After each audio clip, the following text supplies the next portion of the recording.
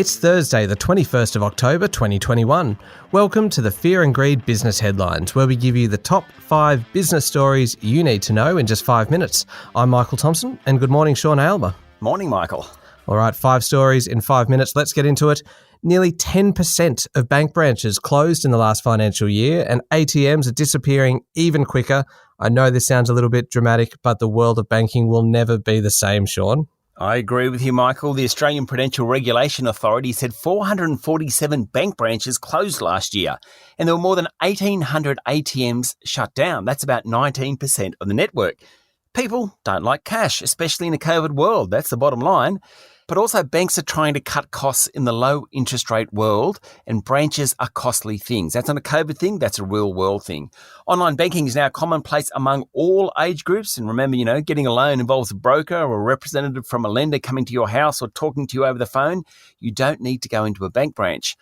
Also, the banks know many of their customers never use branches. Think about the millennials or the buy now, pay later crowds. Westpac yesterday released a new product which is kind of like a credit card, but it doesn't have an interest rate. It just has a flat fee. National Australia Bank has something similar. Commonwealth Bank also has something similar. They're also targeting merchants. Commonwealth Bank, for example, yesterday said it would be replacing many of its terminals with smarter systems, hoping to boost its share of the small business market. Certainly changing quickly. Sure is. All right, that's story number 1. On to story number 2. And vaccination rates are approaching 70% and well beyond in many parts of the country. And with that milestone, the government is introducing booster shots from next month. Yes, the national vaccination rate is now 70%, which is quite a milestone. And Health Minister Greg Hunt said, subject to advice from the Therapeutic Goods Administration, Australians could start receiving booster shots late this year or early 2022. In fact, third shots are already underway for about 500,000 people with compromised immune systems. Now, vaccine mixing is likely, so if you had a Pfizer shot, you might get the AstraZeneca or the Moderna or the Novavax booster. Of course, many of us will receive third shots well before many poorer nation residents even get there first. This isn't just about looking after poor countries, which we should do. It's also about preventing mutations of coronavirus arising. Yeah, serious one, that one. On to story number 3, Sean, and I want to talk to you about retail because it is an absolutely crucial time for the sector over the next couple of months as lockdowns end in the run into Christmas. Sure is. The COVID crisis has really shaken the wheat from the chaff in retailing. Some analysts estimate that up to 10% of poorly performing retailers have disappeared due to lockdowns.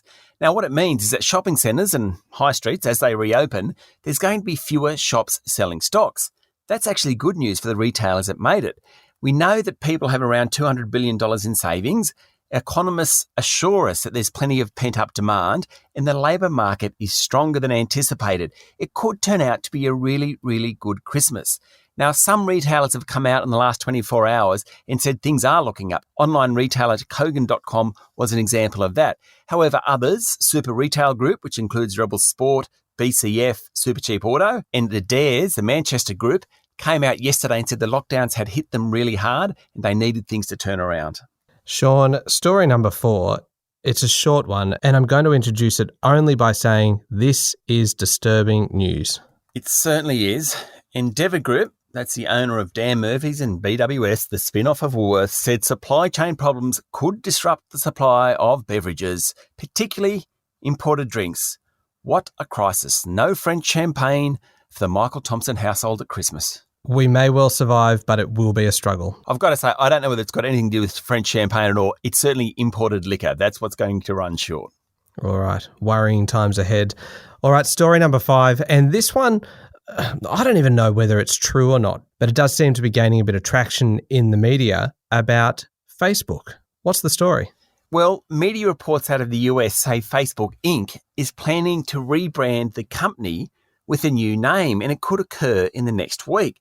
Now, why one of the most recognisable brands in the world would rebrand is certainly beyond me. Would Coca-Cola rebrand, Michael? Would McDonald's rebrand? Surely not. Mind you, the technology giant has been under pressure from regulators and consumers around the world, and its boss, Mark Zuckerberg, has a pretty good track record on making entrepreneurial calls, but still, say it isn't so. It's a big one. We'll be keeping an eye on it. And that's number 5. That's it. The top 5 business stories in 5 minutes. Thank you, Sean. Thank you, Michael. It's Thursday, the 21st of October, 2021. Remember to hit follow on the podcast. And if you'd like a little bit more detail, then you can find our longer podcast called Fear and Greed on your podcast platform. You can always find more information as well at fearandgreed.com.au, where you can also sign up for our free daily newsletter. I'm Michael Thompson, and that was the Fear and Greed Business Headlines. Have a great day.